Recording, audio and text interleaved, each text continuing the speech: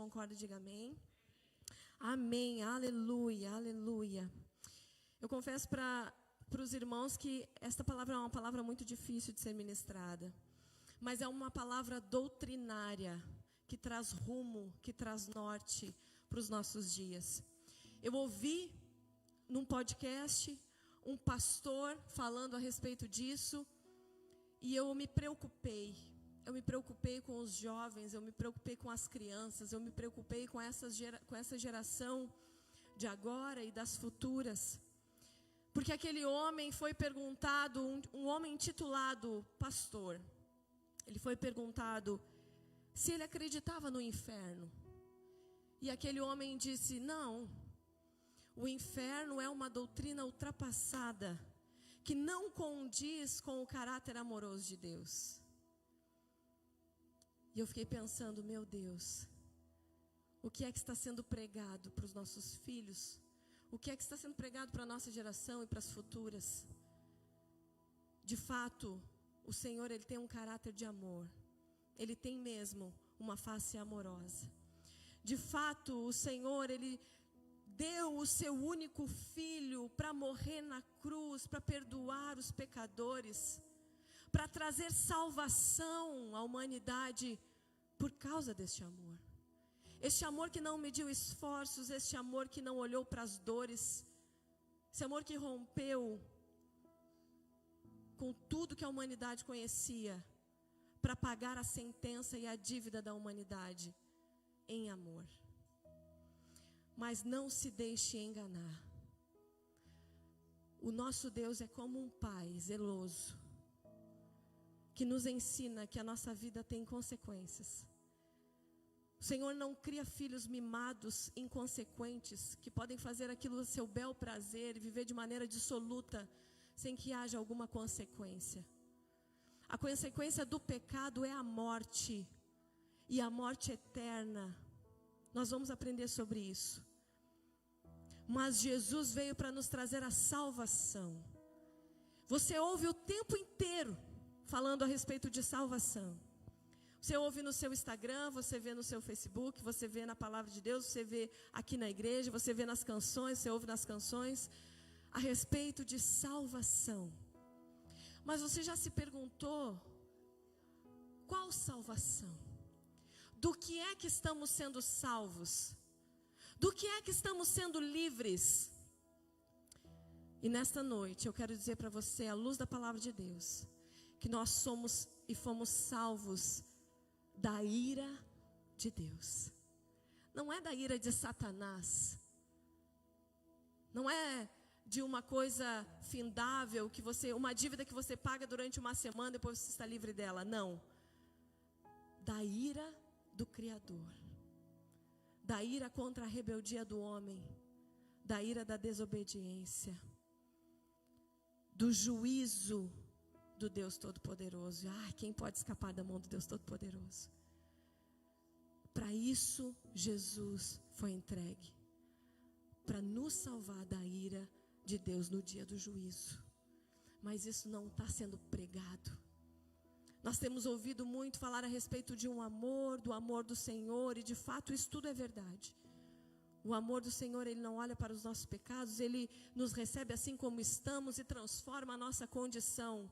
Mas não se deixe enganar. Jesus está nos salvando da perdição eterna. Amém? Todos estão cientes disso? Como manter uma doutrina tão singular por mais de 2000 anos, sem que ela seja ultrapassada, mexida, transgredida, como? À luz da palavra. À luz da palavra. Nós não podemos fugir da palavra de Deus. Só assim o nosso evangelho continua sendo puro e verdadeiro. Tudo que fugir da palavra do Senhor é mentira, é engano, é sofisma. Amém? Abra sua Bíblia comigo lá no Evangelho de Lucas, no capítulo 16. Aleluia. A partir do versículo 19 até o 31. Jesus está ensinando a respeito disso. Dá um pouquinho de retorno. Aqui em cima.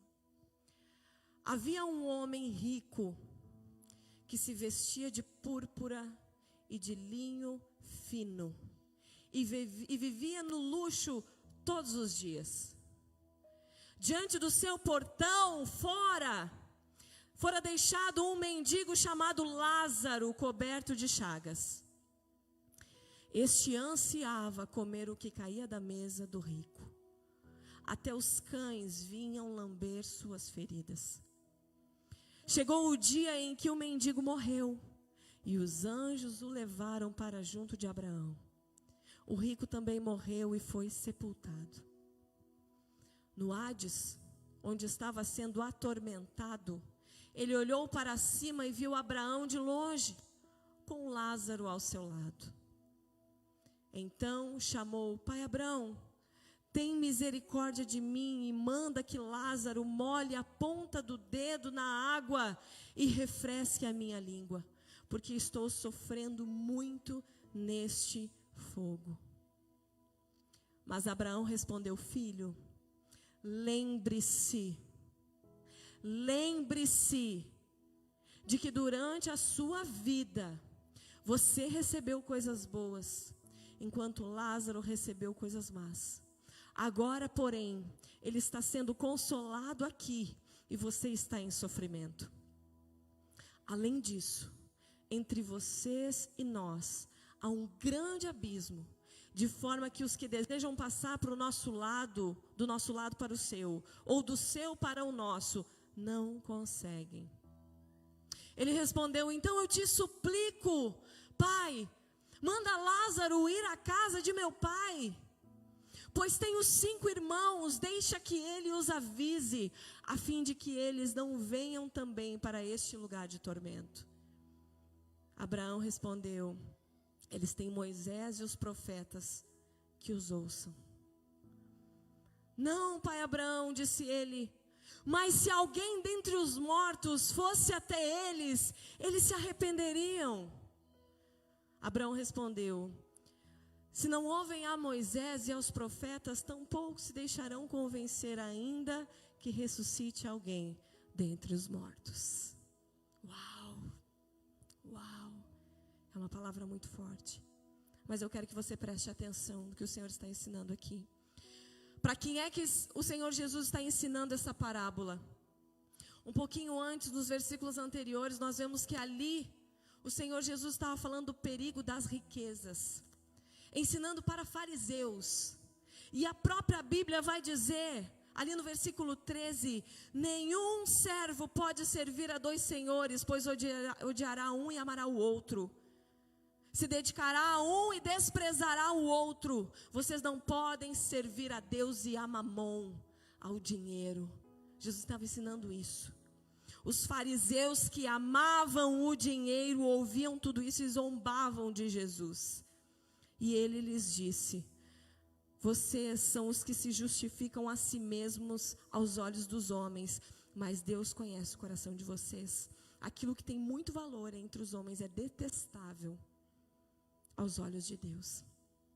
O Senhor Jesus estava ensinando aos fariseus, que eram idólatras, que amavam outro Deus, o Deus dinheiro. Jesus começa então a contando essa história.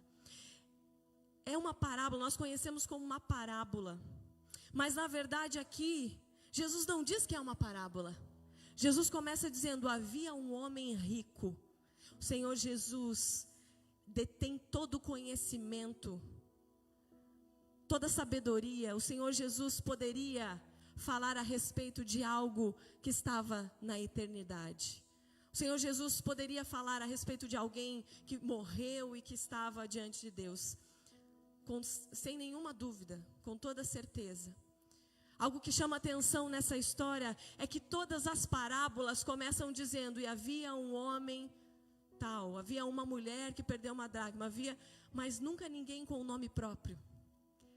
Nessa história existem personagens, pessoas reais. Essa história é uma história real e traz muitas doutrinas que hoje nós conhecemos através desta história. Então eu quero que você pense um pouco comigo a respeito do que Jesus está falando. Ele está dizendo que havia um homem rico, que se vestia do melhor linho e vivia no luxo. Na sua porta havia um mendigo. Há problema em termos bens materiais?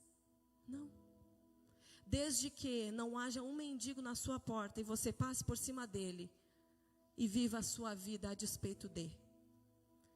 Como pode uma pessoa ser transformada pelo Senhor, vendo alguém na condição miserável que está, sem se compadecer dele? Isso demonstra a frieza do coração deste homem. Isso demonstra que não era o nosso Deus que se assentava no trono, como nós cantamos aqui. Era Mamon, era um outro Deus, o Deus dinheiro. Nesta noite eu quero chamar a sua atenção para isso. Qual é o Deus que você tem servido? Qual é o Deus que tem tomado conta dos teus pensamentos, dos teus planos, dos teus interesses? Para quem é que você tem vivido, em quem você tem investido, gasto as tuas energias? No Deus Todo-Poderoso ou no Deus Mamon? Quem é que governa a sua vida? Você tem dinheiro como um servo, você é servo dele. O dinheiro serve para ser seu servo. Você diz, abençoa fulano, dinheiro, vai lá o dinheiro. Dinheiro, compra, paga a gasolina, vai o dinheiro. No momento que você vira um servo dele, ele é seu Deus. Você é como um idólatra. E a Bíblia diz que os idólatras não herdarão o reino de Deus. Aquele mendigo estava sentado à porta. Tamanha era a sua miséria, que a Bíblia diz que os cães vinham lamber as suas feridas. Se você conhece um pouquinho a respeito da teologia judaica, você sabe que os cães eram tratados de forma diferente naquela época de como são hoje. Os cães não eram como pets que nós trazemos para casa. Os cães ficavam à margem da cidade, se alimentavam de cadáveres. Então dizer que um animal que comia cadáveres, lamber as feridas daquele homem, era para descrever tamanha miséria. E como pode tamanha miséria não comover o coração daquele homem rico? Aquele homem era um servo de Deus, o rico. Como eu sei disso? Porque quando ele vê, depois que ele morre, quando ele vai para o Hades, quando ele vai para o inferno, ele olha para Lázaro ao lado de Abraão e ele diz, pai Abraão. Apenas um judeu poderia reconhecer Abraão como pai. Apenas alguém que conhecia a religião, que conhecia a palavra de Deus, poderia reconhecer Abraão como pai.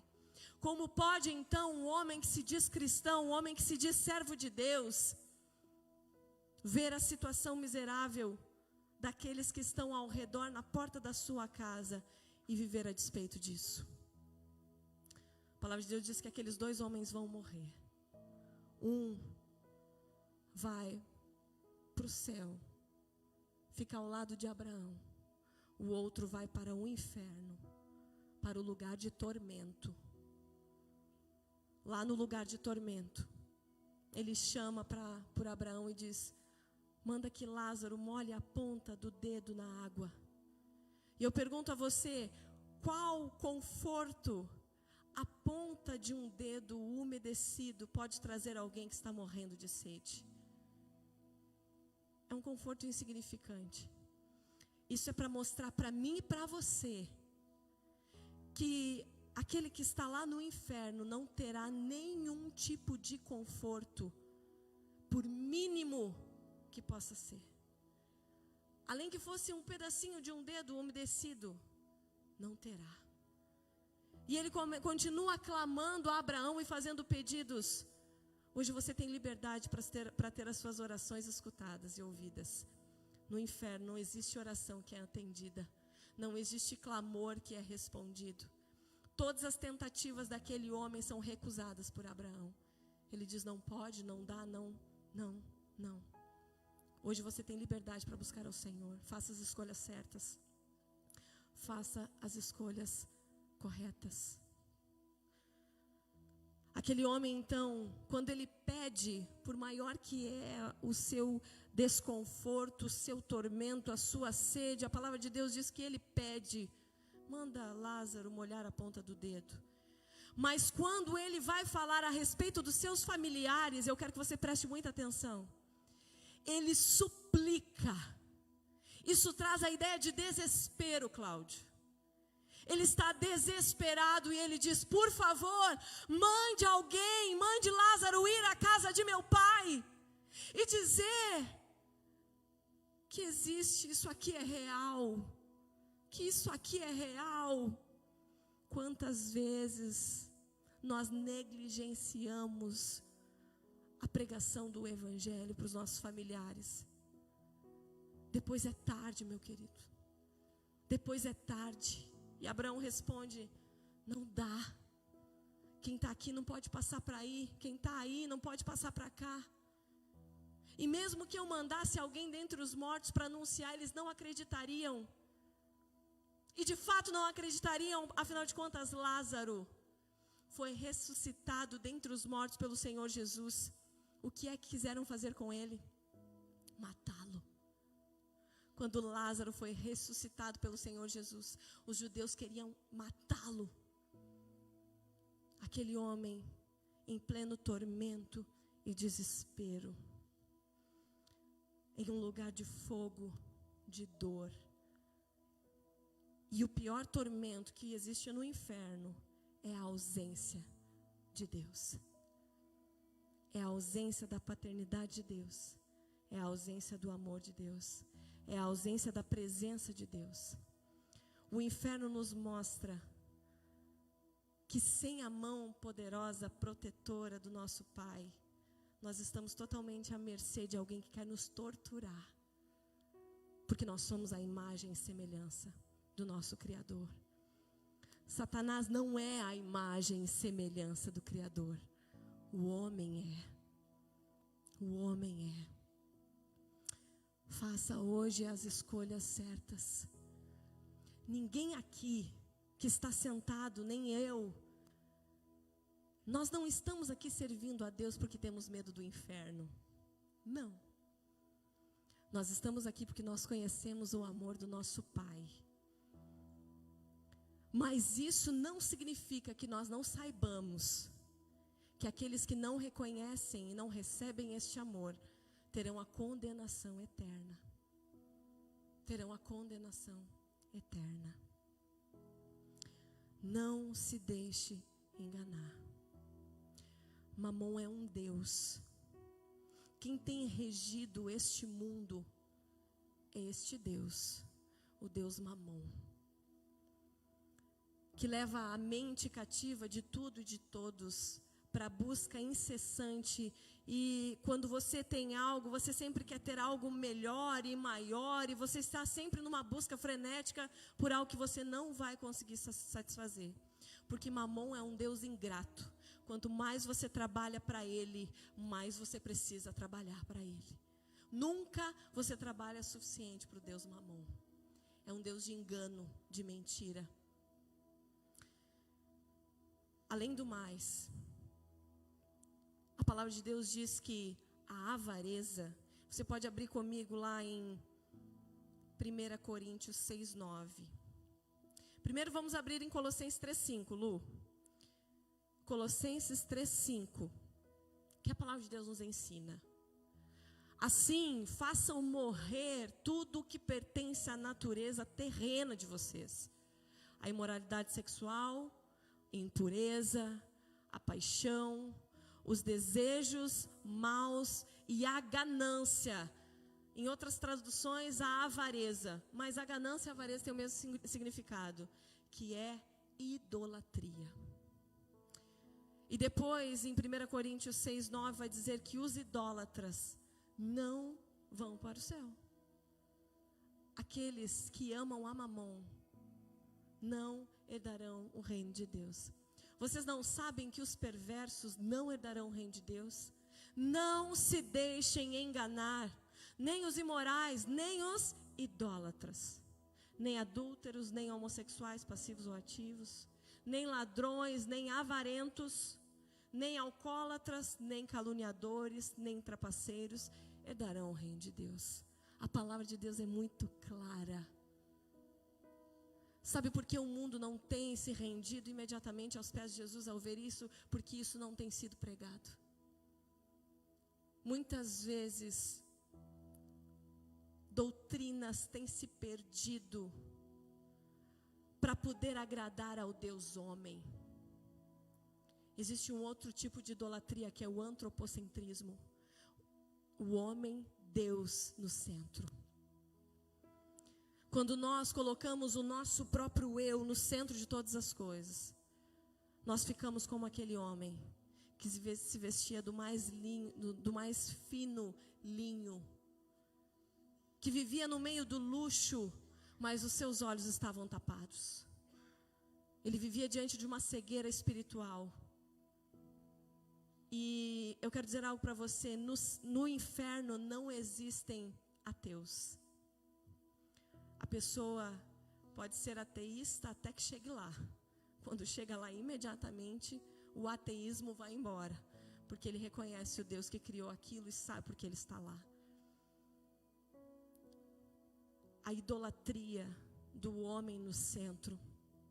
E se você parar para analisar, mesmo na igreja romana, o que é a idolatria? É um homem Deus. Um homem em uma estátua, onde as orações são feitas para os homens. As ofertas são para os homens. As músicas são para homens. Pequenos homens, Deus. O homem no centro. Por isso Deus odeia e abomina a idolatria. Porque isso é uma face, é uma faceta de Satanás, querendo roubar do nosso coração quem Deus é de verdade e qual o lugar que Ele deve ocupar na nossa vida. Se você trabalha, quando você trabalha, trabalhe para o Senhor, lá no seu emprego. Trabalhe lá para o Senhor, para falar da bondade dEle, para gerar recursos, para que sejam ferramentas na mão dEle. Se você estuda, estude sabendo que você está servindo ao Senhor, para que você possa ter influência neste mundo. Se você trabalha aqui na igreja, muito mais ainda, trabalhe para o Senhor, não para que você seja o centro. Se você canta, se você prega, se você ministra, se você evangeliza, sempre sendo o Senhor no centro e não as suas capacidades. E não para que todos vejam o quanto você é usado por Deus, o quanto você é abençoado. Mas que Deus continue no centro. Jesus continue no centro.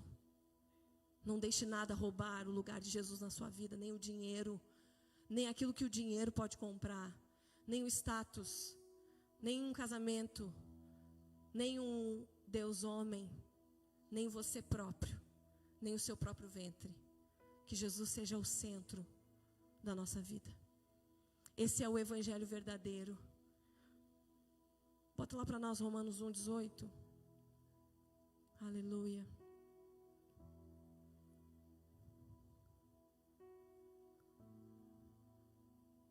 A partir do 16. Não me envergonho do evangelho. Não me envergonho das boas novas, das boas notícias de salvação em Cristo, porque é o poder de Deus para a salvação de todo aquele que crê.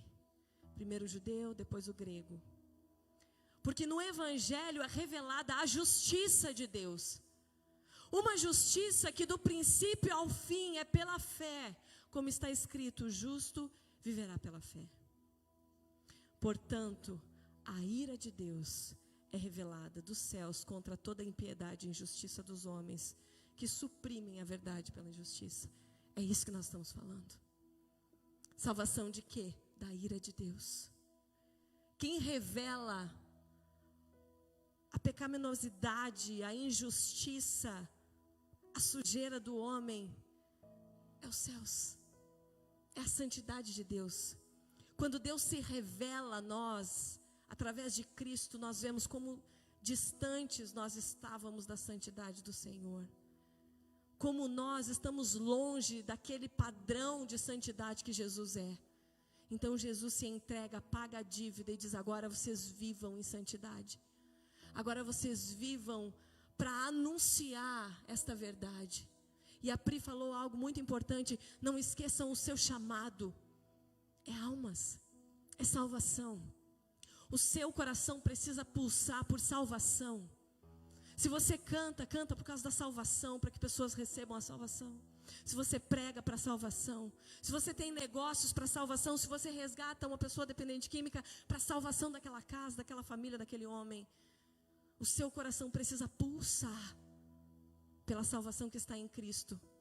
Porque se nós passássemos um dia como aquele homem rico naquele lugar de tormento, nós também estaríamos desesperados, suplicando: manda alguém falar e anunciar para o mundo para que não venham para cá.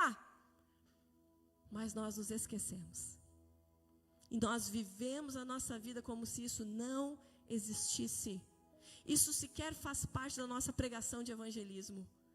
Nós dizemos para as pessoas: Jesus te ama, Ele quer preencher as lacunas do seu coração, Ele quer salvar você, Ele quer abençoar, te fazer prosperar. Mas muitas vezes nós precisamos dizer: se você não crê, você vai para o inferno, e isso é eterno.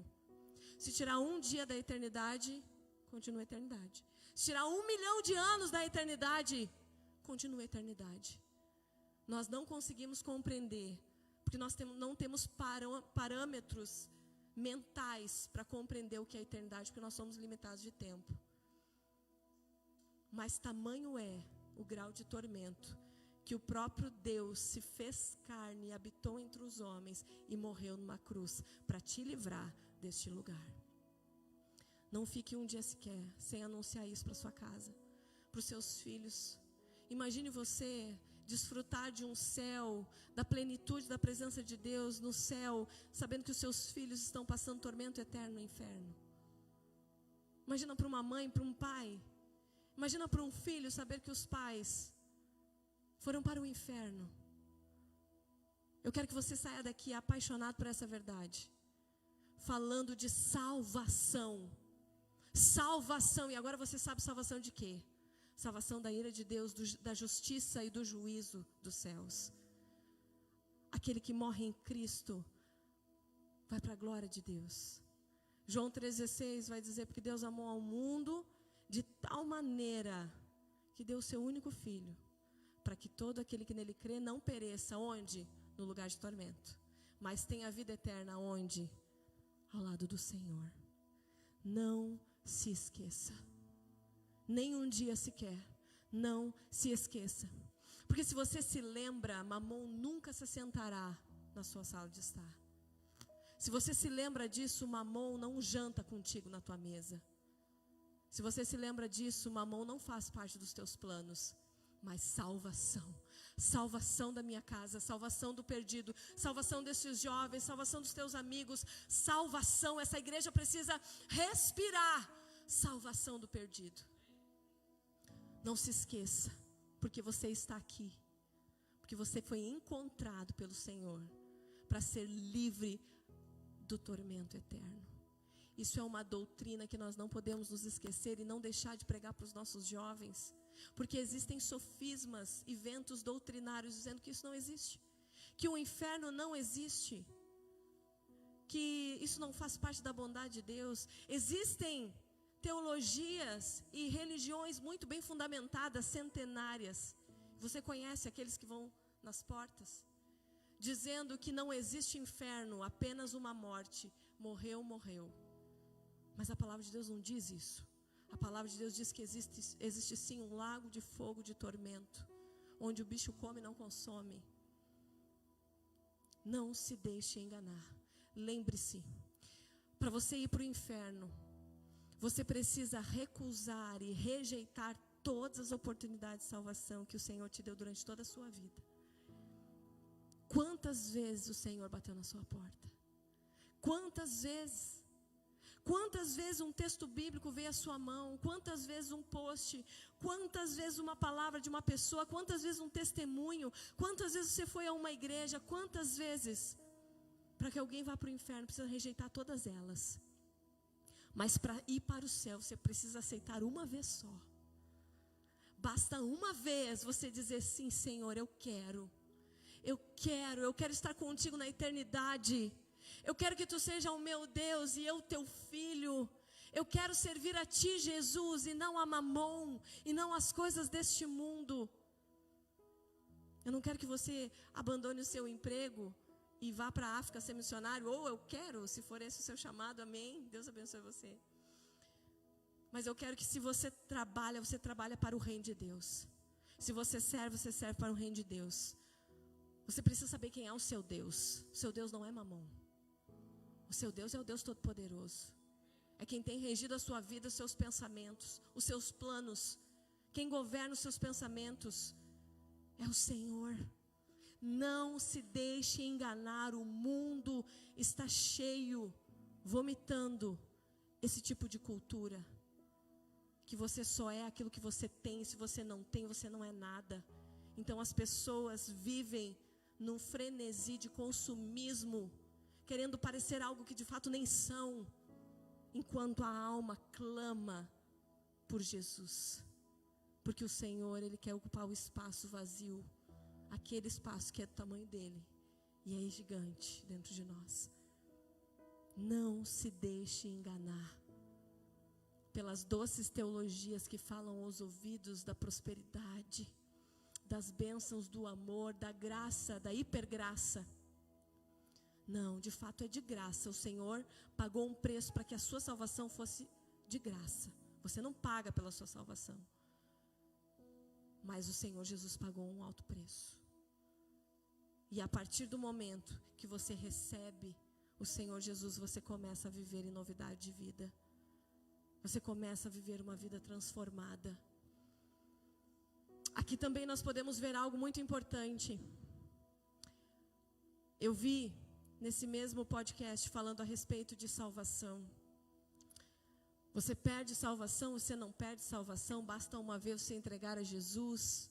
Preste atenção, você que é jovem. Perde salvação, não perde salvação. Se você entende que a salvação é um presente, então você imagina que você não perde. Mas eu quero dizer para você, salvação não é um presente. Salvação é um processo. Salvação é um processo. Então, se você no meio da caminhada aborta a missão, você não chega no final. Então, você pode sim deixar de seguir este Deus. Você pode sim trocar o altar que era de Deus e colocar você no centro. Você pode sim trocar o altar que era para ser de Deus e colocar a Mamon, ou Deus homem, ou qualquer outra coisa. Um casamento, um relacionamento, uma vida financeira, uma vida profissional. Nada pode tomar o lugar que pertence só a Jesus na sua vida. Nada, nada, nem ninguém. Que nós possamos andar apaixonados por essa verdade. Anunciando a tempo e a fora de tempo. Quando for conveniente e quando for inconveniente. Falando da salvação que está em Cristo Jesus. Amém? Você pode se colocar em pé. Eu quero convidar os meninos para a gente estar